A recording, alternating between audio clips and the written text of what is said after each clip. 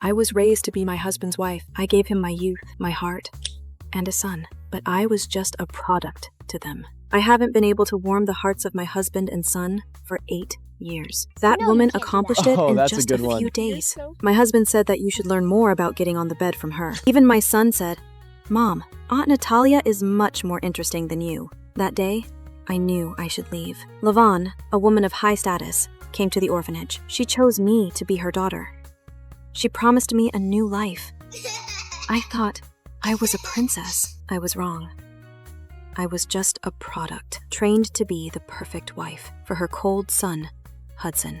And as I grew older, I fell in love with him. For Freya. At 20, we got married. Hudson never loved me back. At 24, I gave birth to Elias. My son was just like his father.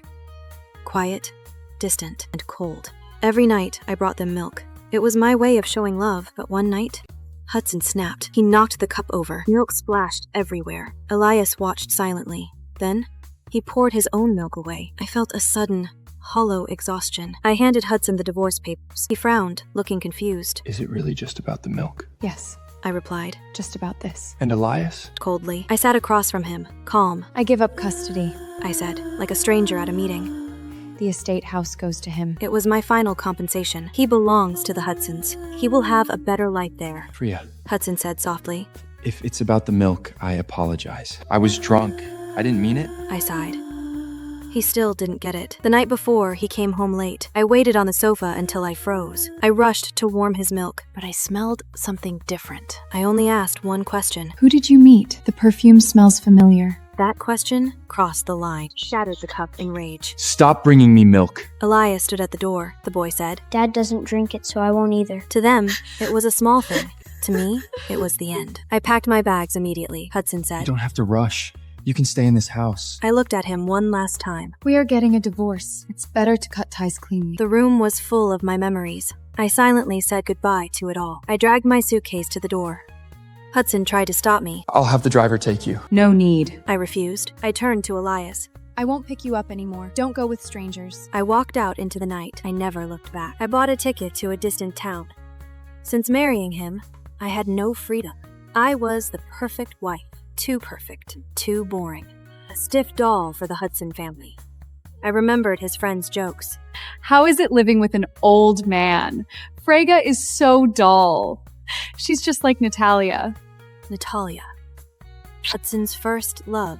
The woman his mother rejected. so easily Now led. I But finally I thought you'd understood. grown out of that. The familiar perfume on his clothes. It was the scent Natalia used to wear. I found a place in a quiet town. I wandered through blue lakes and misty alleys. I felt more free than ever. But on the third morning, my peace was shattered. It was Hudson.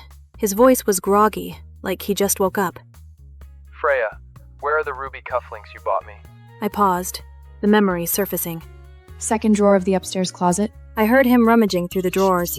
I listened to his faint complaints. Did you find them? I asked. A long, heavy silence followed. Yeah. Let the maid organize your room next time. If you're lost, ask them. And please, don't ever call me again. Okay. He was quiet before muttering a single word. I hung up and blocked his number. I tried to sleep, but my mind was restless. I dreamed of being 14. I dreamed of the first time I met Hudson. Then, a sharp ringing woke me up. It was a strange number. Hi, is this Elias's mom? I'm his teacher. Elias forgot his robot project for the presentation. My hand gripped the phone until it hurt. I looked at the bright sunlight outside. Sorry. His father is his only guardian now. I won't be handling this anymore. The teacher hesitated on the other end. Well, he's standing right here. I closed my eyes and sighed. Put him on speaker. Elias, the robot is in your toy box. I won't be picking you up anymore. I won't be helping with your homework. You know, I'm not your mom anymore. I hung up on my son's teacher. It hurts. I gave half my life to bring Elias into this world, but he looks exactly like his father Hudson. My life was decided when I was 14. My family traded my freedom for a title. Everyone at school envied my rich family. They didn't see the bruises. Once I failed a test. My mother-in-law, Lady Lavon, dragged me out of bed at midnight and slapped me across the face. The first time I met Hudson, it's 14 years old. He was different then than he is now, as a cheerful, flamboyant youth. He stood under the sky wearing a white shirt, handsome and dazzling. Later, he went on a cold war with Mrs. Lavon for the sake of his first love. I admired and envied him.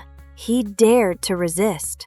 There is also the right to resist. However, Mrs. Lavon began to frequently arrange meetings between me and Hudson.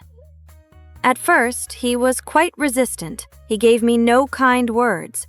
Later on, he gradually came to accept it. Sometimes he would also say a few words to me. I looked at him. From a prickly young man, he gradually became quiet and withdrawn, concealed all expressions, the unique woody fragrance on his person. It also dissipated with time. I was 20 years old when Hudson was 24 years old. We went to Wales together for a cocktail party. On the way, we unexpectedly encountered a landslide. Trapped in the car, Hudson and I were buried together for a day and a night. When rescued and found, my last memory, he protected my arm and was pierced by glass, badly mutilated. After waking up, proposed to me. Asked me in front of everyone in my family. Freya, would you be willing to be my wife? At that time, I looked at his arm wrapped in white bandages. Remembering that we were trapped in the car, he nervously called out my name. Freya, don't sleep. If I were to sleep now, you really don't have Freeven anymore. I inexplicably placed my hand on his palm, ignoring the calmness in his eyes. Actually, it's just that, completing a necessary ceremony, so we got married. 4 years later, as everyone wished, when Elias was born, I have received countless beloved blessings.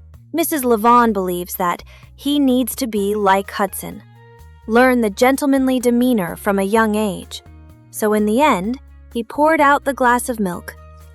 In the same way as his father, say sorry to me calmly with a naive face. But I also feel that everything is taken for granted. I don't know what this father and son are really thinking. In just 1 week, I received another call from Hudson. He never used to care, but now he's calling me more in 2 weeks than he did in a year. Do things sloppily. This is not something Hudson can do. After the phone is connected, the other side remained quiet for a few seconds, just when I felt inexplicable. When preparing to hang up, Hudson's voice came over. Your parents said you didn't come home. Where have you been? Is it Florida? He is investigating me. I know he has this ability, but there is an indescribable anger in my heart.